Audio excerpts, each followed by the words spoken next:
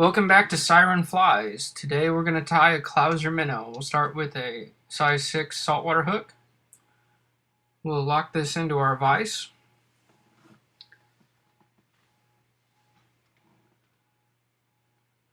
And this hook size is pretty versatile. I like to use it on a lot of flies because it's a relatively cheap hook and it does a good job. We're using UTC 140. And I like to make sure that I work my thread back probably about an eye length back on the hook so that when we build our materials onto this fly, we have plenty of room to make a nice big thread head at the end. And we're going to use medium silver bead chain. And always remember to use pliers to break your bead chain. Don't use good fly tying scissors. And so first we'll make a few wraps one direction over the eyes.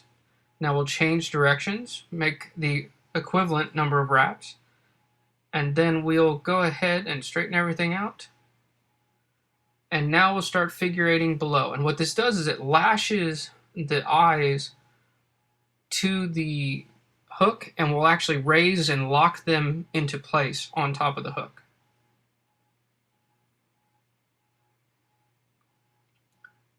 Now we'll go ahead and find our white bucktail. And when you select your material from a white bucktail, make sure and be conscious of how much material you use. I really feel like a Clouser Minnow is a great fly to learn material management from, and to pick just the right amount does take some time, and the first couple Clousers you ever tie look terrible and have these monstrous heads on them.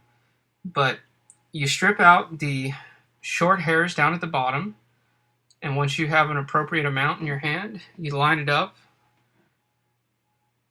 and get a length that you want, and then we're tying the bottom bucktail on right now. So it's tied in front of and behind the bead chain eyes. And you'll notice that I go through and adjust this several times to make sure that to keep the bucktail on top of the hook. And now we'll work our way backwards down the hook shank, making consecutive wraps to tighten up this white bucktail and make a nice firm thread bottom to this fly. Now we'll go ahead and clip our excess bucktail.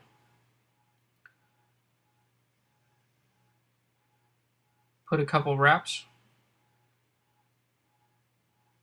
Alright, through the magic of editing, you didn't see me go and adjust the vise, but we had to get it back in position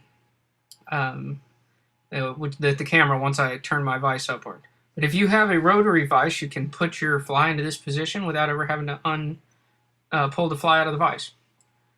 And so now we'll pick our chartreuse bucktail. And when you tie in your chartreuse bucktail, make sure and think about that you're building a baitfish profile that's going to run hook up.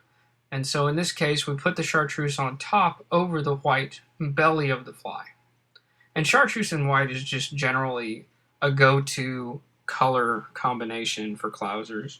It just works really well and it's really solid, and you'll see a lot of it floating around online. And when you tie in this top bucktail, it's only tied in front of the bead chain eyes. You don't tie back down the shank of the hook to build the right profile. But there's different styles of Clousers that can be tied, and some of them, depending on the materials used in the Clouser, may tie all the materials to the shank like we did the white bucktail. And now we'll finish off with a whip finish.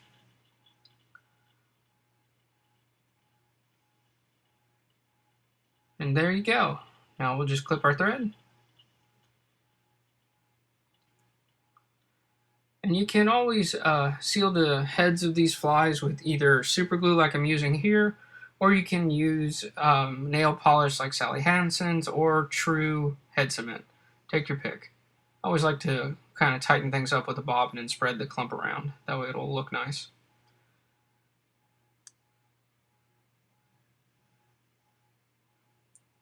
And there's our fly.